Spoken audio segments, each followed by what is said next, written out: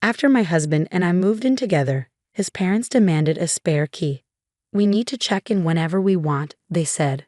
My husband gave them the key without even asking me. I just smiled and waited.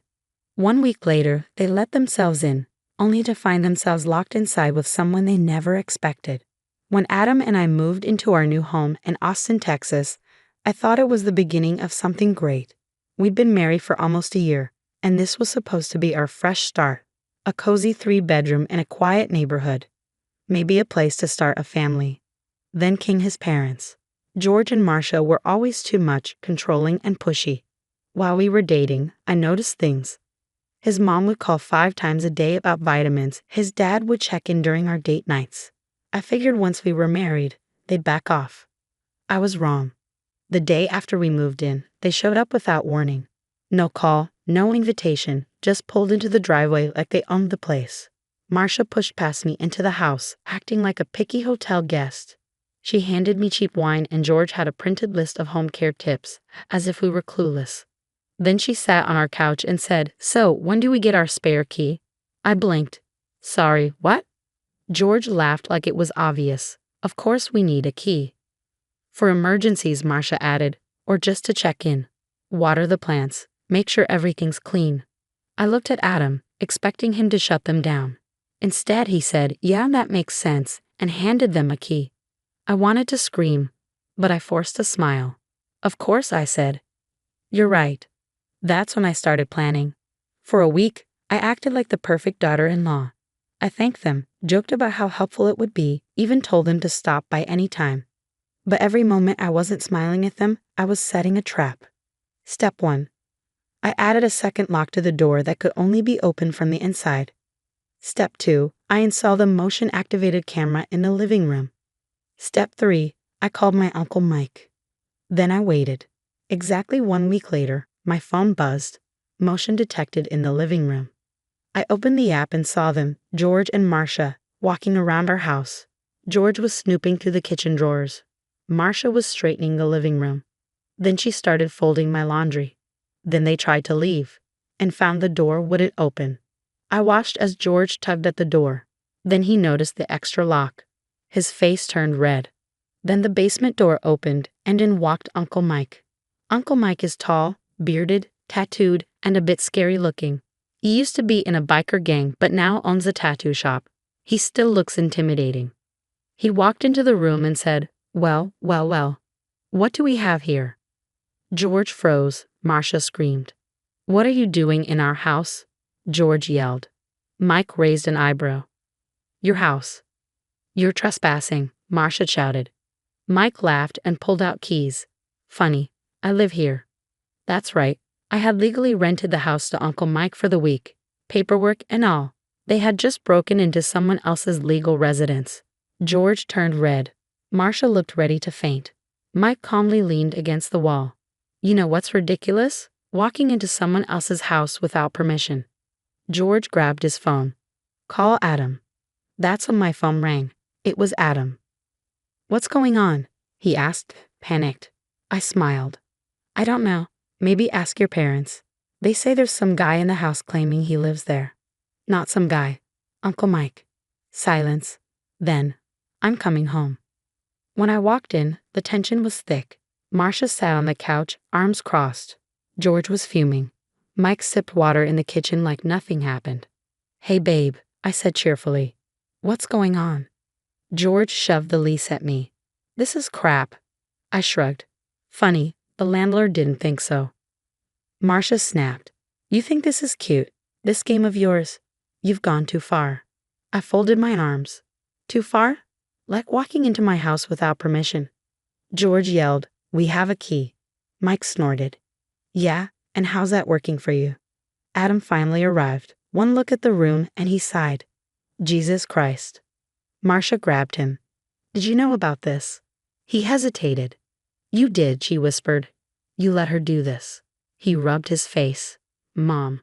George lost it. "Give us the key back. Now." I shook my head. "No. We're family. We have a right to be here." I laughed.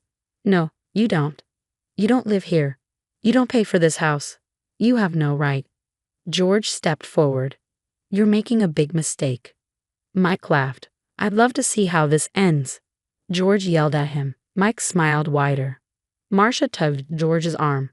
Let's go. But George wouldn't budge. You'll regret this, he said to me. I looked him in the eye. No, George, you will. That night, Adam and I sat in silence. So, he said, they're going to hate you forever now. Probably. I screwed up, huh? You gave them a key without asking me. He sighed. Yeah, I get it now. I messed up. Good. We changed the locks the next day, and for a while we didn't hear a thing from them. Then, on Friday morning, I got a call from our landlord, and as soon as I picked up, I could tell something was wrong from the tone of his voice. Hey, he said. I just got a weird call from people who say they're your in-laws. My heart sank. They were asking about your lease, he went on. They were trying to get information. I sat up. What kind of information? They wanted to know if it was possible to end your lease early, he said. Actually, they asked if I'd be willing to evict you. They even offered to pay off the rest of the lease if I let them rent the place instead. I gripped my phone so hard it hurt. I knew George and Marcia could be pushy, but this was too much. Luckily, our landlord wasn't falling for it. He told them no and laughed them off. But the fact that they tried to get us kicked out of our own home, that crossed a major line. I didn't tell Adam right away, not to hide it, but because I knew he wouldn't react the way this situation needed. His parents had always had a hold over him. He was starting to see the truth about them, but I wasn't sure he was ready to fight back yet. So I decided to handle it myself. I drove straight to George and Marcia's house. Marcia opened the door and looked surprised to see me.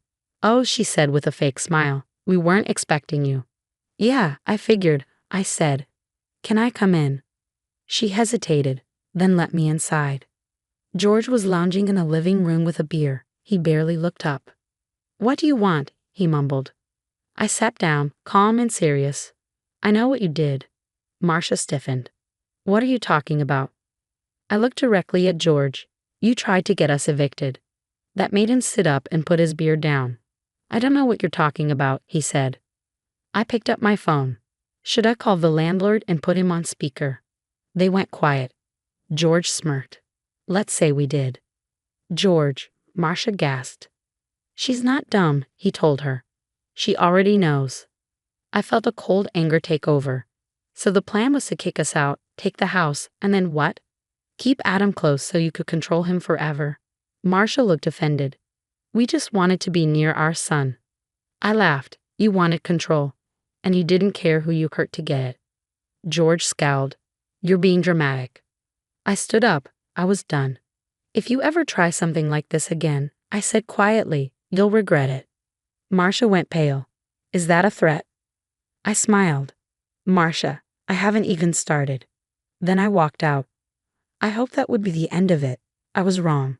A few days later, strange things started happening. Missing packages, tipped over trash cans. Small things.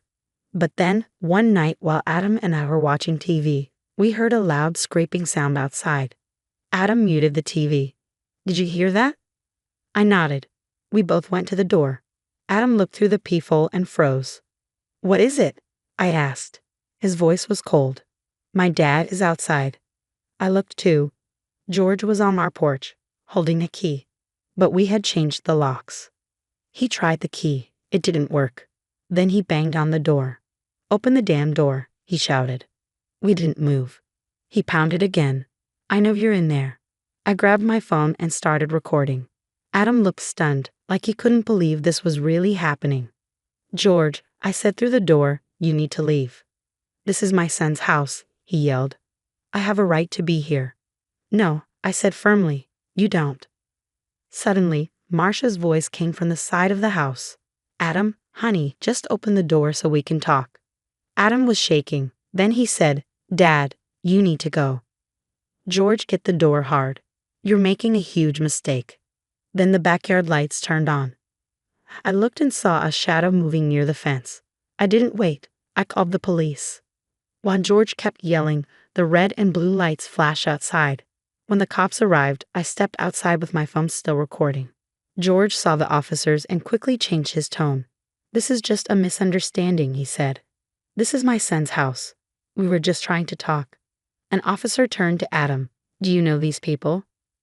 Adam hesitated, then finally said, They're my parents, and they're trespassing. Marcia gasped. George's face fell. Adam had just chosen me over them. Adam stood tall. They don't live here. They don't have a key anymore. They need to leave.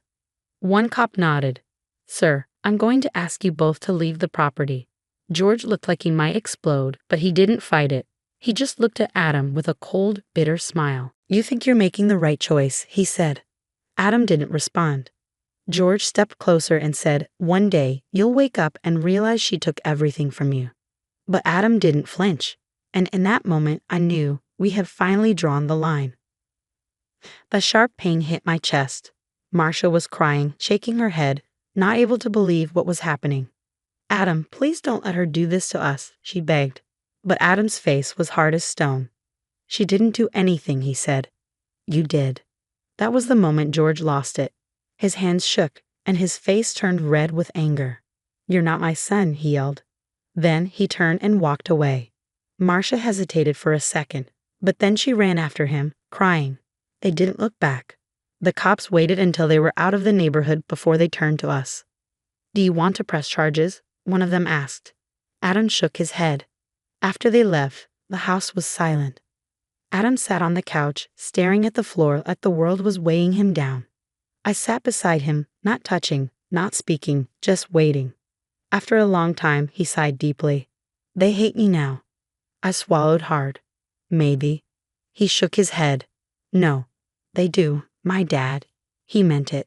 I didn't lie to him. Yeah, he did. Adam's hands tightened into fists, and he breathed shakily. I don't know how to feel. I reached for him, and he didn't pull away. I know, I whispered. After a pause, he quietly said, I think I always knew this was coming. I didn't say anything because deep down, I think I knew too. Days went by with no calls or messages from him. Nothing. Then one morning, Adam checked his email. He froze and went pale. What's wrong? I asked, moving behind him. He didn't speak. He turned the screen toward me. It was an email from a lawyer with big letters at the top. Cease and desist order from George and Marcia. They want us to stop alienating them from their son. Adam read out loud, his voice flat. They want us to go back to normal communication. I was stunned. They're trying to make you talk to them legally? Adam let out a short, bitter laugh. Yeah, looks like it. I felt sick. They had treated him like their property for years, and now that he was finally breaking free, they were trying anything to bring him back. Adam sat back in his chair, staring at the screen. Then he closed his laptop and smiled. They're desperate, he said softly. I tilted my head. Yeah? He nodded. Yeah. For the first time in weeks, he reached for my hand. And in that moment, I knew we had won. We sent one last email, a single sentence. Do not contact us again. Then we blocked them everywhere. They tried. Oh, they tried. Fake numbers. Anonymous emails. Even a Christmas card accidentally sent to the wrong address. But we didn't respond. Slowly, they faded from our lives.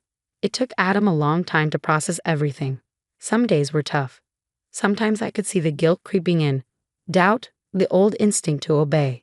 But one night, as we sat on the porch, looking at our quiet street, he turned to me and said, I feel free. I squeezed his hand. You are. He smiled and said, So, can we invite Uncle Mike over? I think he deserves a beer. I laughed, and for the first time in a long time, we were okay. Some people say family is forever. But the truth? Real family doesn't tie you down. Real family doesn't make you feel like you owe them everything. Sometimes the strongest thing you can do is walk away